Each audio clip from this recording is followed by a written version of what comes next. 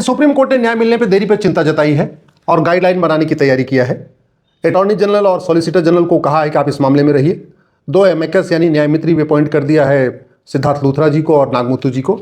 और अब इस बात पे विचार करेंगे कि ये जो चार्जेस फ्रेम होते हैं इतना डिले उसमें क्यों हो रहा है, इतना देरी क्यों हो रही है।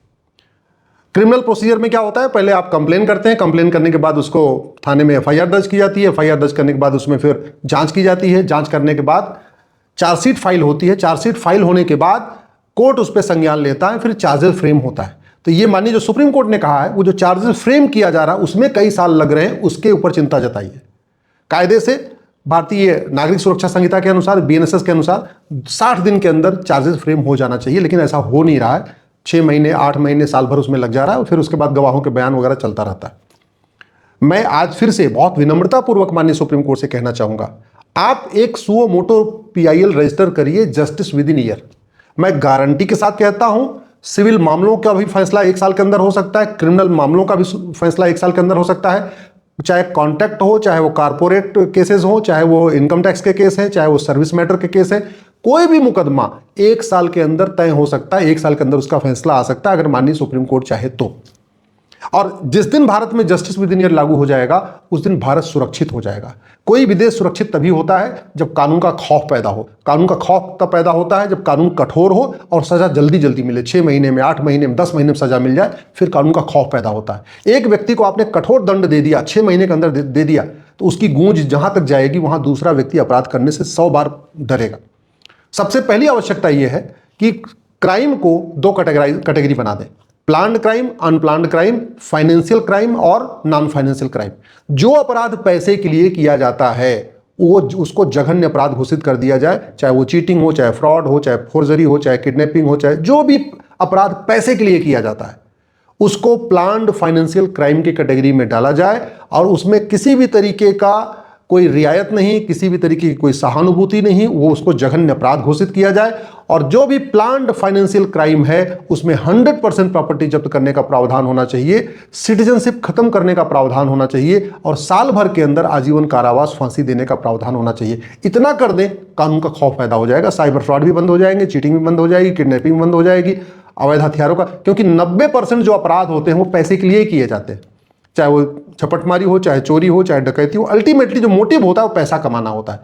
जो क्राइम होता है वो 90% पैसे के लिए किया जाता है। तो अगर हमने जो अपराध पैसे के लिए किया जा रहा है उसको अगर हमने प्लान्ड फाइनेंशियल क्राइम डिक्लेयर कर दिया तो ऐसी सजा की अवधि बढ़ जाएगी।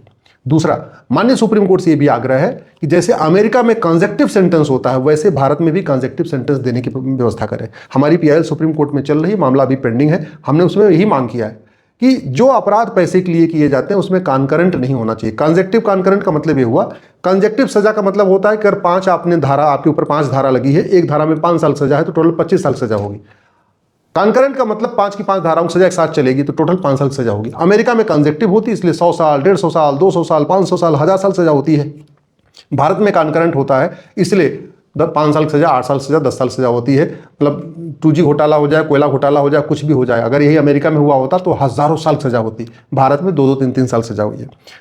तीसरी जो जरूरत है, जो माननीय सुप्रीम कोर्ट को समझना पड़ेगा, जो फैसला दिया गया नार्को पॉलीग्राफ ब्रेन मैपिंग के ऊपर, वो फैसला ठीक नहीं है। उस फैसले को रिव्यू करने की जरूरत है। जब तक झूठ बोलना गंभीर अपराध नहीं होगा, झूठी जांच गंभीर अपराध नहीं होगी, झूठी गवाही गंभीर अपराध नहीं होगी, झूठा डॉक्यूमेंट बनवाना गंभीर अपराध नहीं होगा और झूठ पकड़ने के लिए नार्को पॉलीग्राफ ब्रेन मैपिंग कानून नहीं बनेगा, तब तक मुकदमों के फैसले जल्दी नहीं आ सकते। माननीय सुप्रीम कोर्ट केवल इतना कह दे कि जो Selvi versus state of Karnataka वाला फैसला है वो ठीक नहीं है। सरकार नार्को पॉलीग्राफ ब्रेन मैपिंग कानून बना सकती है और सरकार तत्काल इसको नार्को पॉलीग्राफ ब्रेन मैपिंग कानून बना दे और उसके बाद हर जगह अंडरटेकिंग लेना शुरू किया जाए। उदाहरण के लिए, अगर कानून बन जाए कि झूठी शिकायत करना गंभीर अपराध है और जब भी व्यक्ति थाने जाए शिकायत करने, वो पूरी शिकायत करने के बाद नीचे उससे अंडरटेकिंग लिया जाए कि जो बातें मैं शिकायत कर रहा हूं ये सब सही है और मुझे पता है कि झूठी शिकायत गंभीर अपराध है और झूठ पकड़े जाने पे 10 से 20 साल सजा होगी।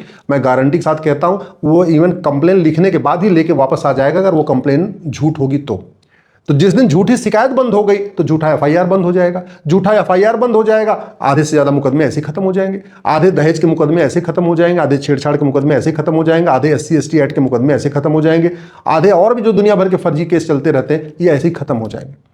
जैसे गवाही देने के लिए बारी आई, उसमें अगर हमने गवाह से अंडरटेकिंग ले लिया कि मुझे पता है कि झूठी गवाही देना गंभीर अपराध है और पकड़े जाने पे 10 से 20 साल सजा होगी, और ये झूठ मैं अपना narco polygraph brain mapping test कराने के लिए तैयार हूं, ये अंडरटेकिंग लेना शुरू कर दें, लोग झूठी गवाही नहीं देंगे। भाई भाई के लिए झूठी गवाही नहीं देगा, पति अपनी पत्नी के लिए झूठी गवाही नहीं देगा, बाप अपने बेटे के लिए झूठी गवाही नहीं देगा। और जिस दिन जब झूठी गवाही बंद हो जाएगी तो जो तारीख पे तारीख गवाहों के बयान के चक्कर में 20-20 डेट पड़ती है, 50 डेट, वो अपने आप खत्म हो जाएगी, तो जस्टिस विद इन ईयर हो जाएगा। उसके बाद सबसे ज्यादा आवश्यकता इस बात की है भ्रष्टाचार को जड़ से खत्म करने की। अल्टीमेटली जो लंबा मुकदमा चल रहा है, ये भ्रष्टाचार के कारण चल रहा है। थानेदार पैसा ले लिया, झूठी चार्जशीट फाइल कर दिया, अब झूठी चार्जशीट फाइल होगी, उस पर आरोप तय करने में फिर टाइम चलता जा रहा है। अगर झूठी जांच बंद हो जाए वो तभी होगा जब भ्रष्टाचार खत्म होगा। झूठी गवाही बंद हो जाए वो तभी कम होगा जब झूठी गवाही गंभीर अपराध होगा और भ्रष्टाचार खत्म होगा।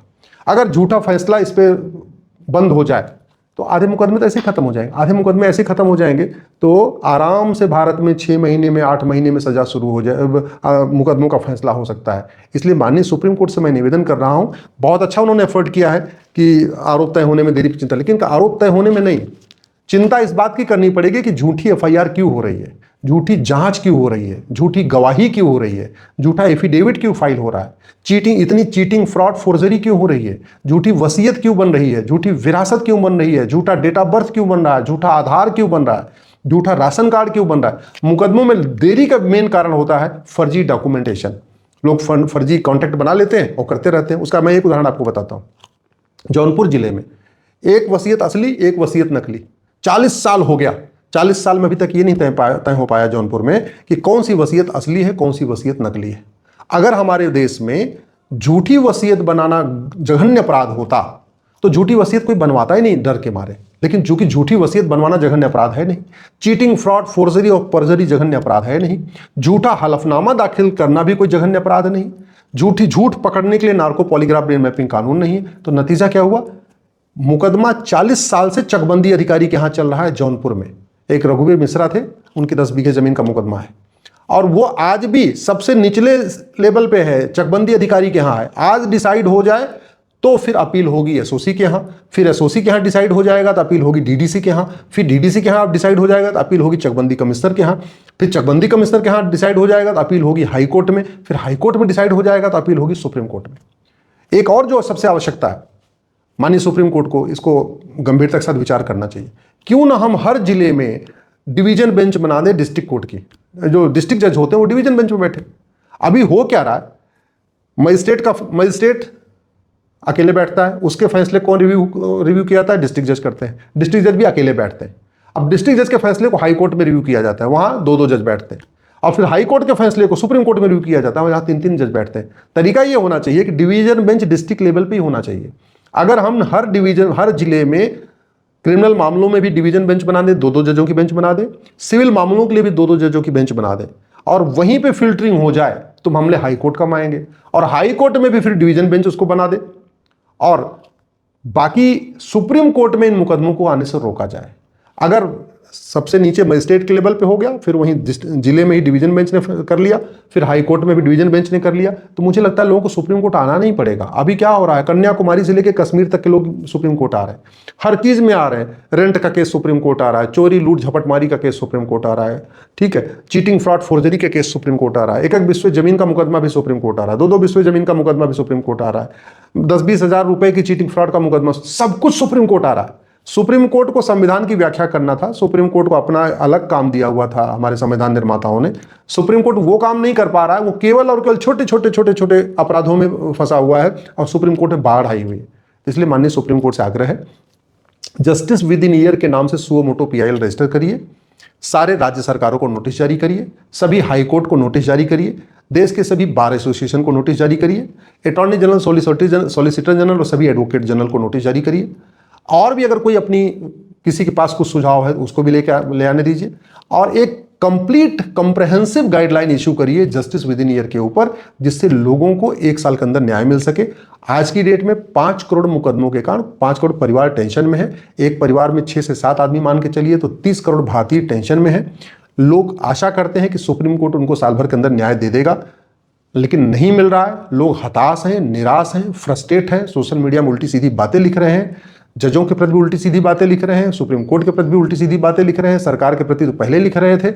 इसलिए माननीय सुप्रीम कोर्ट से आग्रह है कि छोटे छोटे कार्य करने के बजाय एक बार में एक जस्टिस विद इन ईयर की पीआईएल रजिस्टर करें और उसके ऊपर एक डिवीजन बेंच बना के 3 जजों की बेंच बना के पूरे देश भर के जितने भी कॉन्स्टिट्यूशन के एक्सपर्ट हैं, कानून के एक्सपर्ट हैं, सबसे ओपिनियन लेके, डिस्ट्रिक्ट जज से, हाई कोर्ट के जज से, सबसे ओपिनियन लेके, सारे बार से ओपिनियन लेके एक जस्टिस विद इन ईयर के ऊपर कंप्रहेंसिव गाइडलाइन बनाएं जिससे लोगों को 1 साल के अंदर न्याय मिल सके।